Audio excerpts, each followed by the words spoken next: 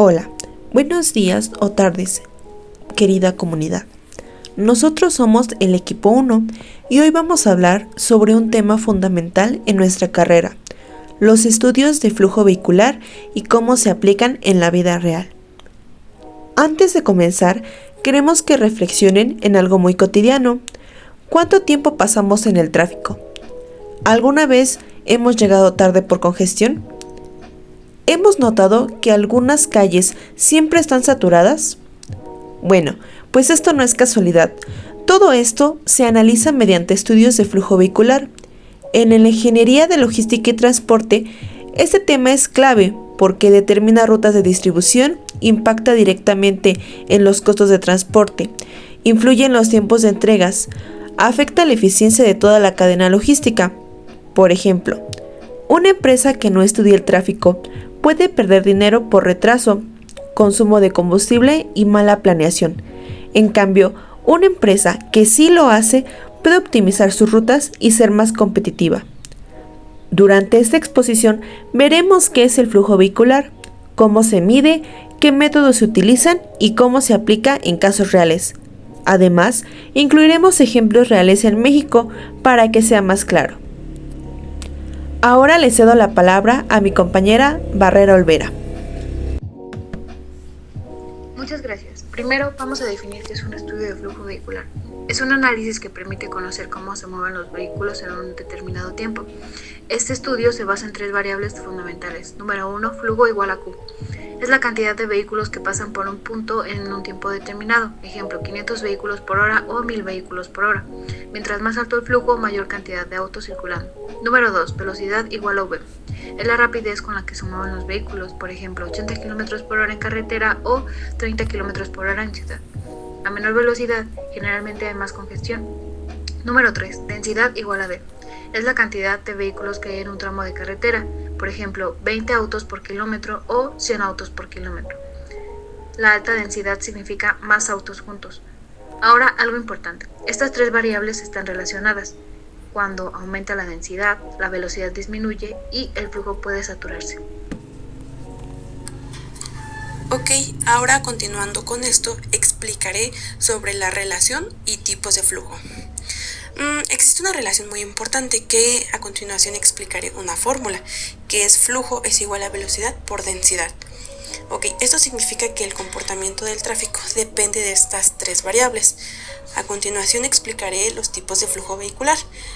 El flujo libre es cuando no hay tráfico y los autos circulan sin problema. El flujo estable es cuando hay autos pero se mueven muy bien. El flujo congestionado, es decir que hay mucho tráfico y los autos van a baja velocidad. Un ejemplo real es en la madrugada, que es cuando hay flujo libre, a mediodía, que el flujo está estable, y en la hora pico, cuando es flujo muy congestionado. Ok, entonces esto es importante porque permite clasificar el estado de una vía. Ahora veremos qué factores afectan el flujo vehicular. Entre ellos los factores principales, que son el tipo de vía, número de carriles, semáforos, accidentes y también el tipo de clima. Aquí también afecta el tipo de vehículos. Aquí un ejemplo. Un accidente puede provocar disminución de velocidad, aumento de densidad, congestión total. También otro ejemplo es en las zonas industriales. Hay muchos tráilers, se reduce la velocidad, se genera tráfico pesado. Esto demuestra que el flujo no es constante, sino que cambia con el tiempo. Para entender mejor, veamos un ejemplo más completo, donde tenemos a Querétaro en una zona industrial, donde son las 7 a.m., donde llegan los trabajadores, entran camiones y tenemos como resultado alta densidad, baja velocidad. Se llegan a las 2 p.m., donde tenemos el flujo más estable, y después en las 6 p.m. tenemos la salida de los trabajadores en una congestión otra vez. Y esto afecta directamente al tiempo de traslado, costos logísticos, eficiencia de transporte. Por eso se realizan estudios de flujo vehicular. Ahora, uno de los métodos más importantes es el aforo vehicular, que es el conteo de vehículos. Existen dos tipos, el manual, que es el de personas contando autos, y el automático, que son los sensores y las cámaras. Un ejemplo es una carretera se colocan sensores que cuentan vehículos 24/7. Esto ayuda a conocer el volumen de tráfico, horas pico y tipos de vehículo. También se mide la velocidad usando tecnología. Algunas herramientas utilizadas como radar, GPS o aplicaciones como Google Maps que detecta el tráfico cuando muchos usuarios van lento, pues el sistema lo marca en color rojo. Esto es un estudio de flujo en tiempo real. Ok, ahora hablaré sobre el origen-destino ampliado. ¿Qué quiere decir? Es que los estudios origen-destino analizan de dónde salen los vehículos y a dónde van.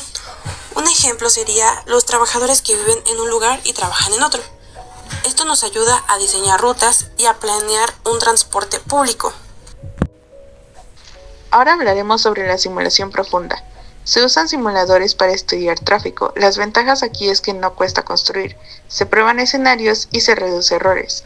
Un ejemplo es simular un semáforo antes de instalarlo.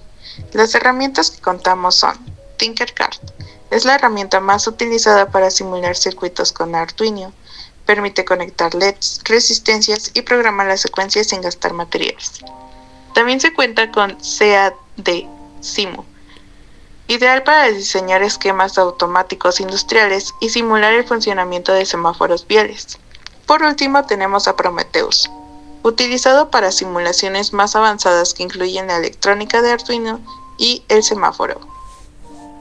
Para finalizar, veamos un ejemplo técnico, donde nuestros datos son los siguientes, donde nos dice que tenemos aproximadamente 1200 vehículos por hora, su velocidad aproximada es de 30 km por hora, y nuestros análisis son del flujo alto y la velocidad baja, donde también nos indica una alta densidad de interpretación, donde la vía está cercana a saturación, posible nivel de servicio E o F, y estas se podrán implementar ampliación de carriles, mejor control de semáforos y rutas alternas.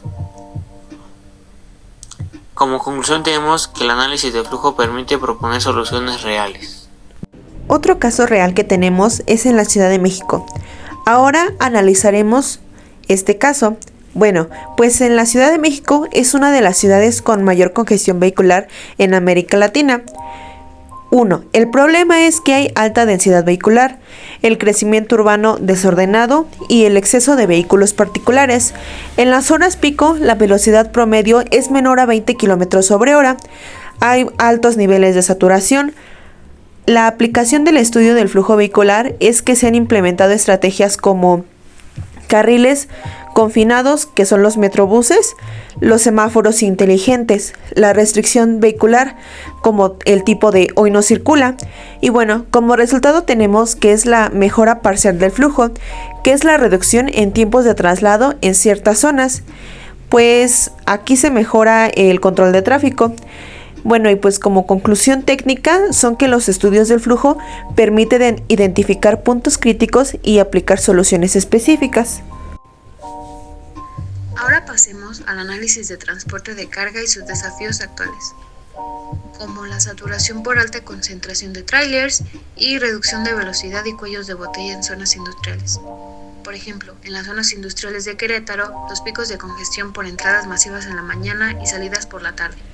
Algunas soluciones propuestas son horarios escalonados y rutas alternas, generando menos tiempos muertos y mayor eficiencia logística.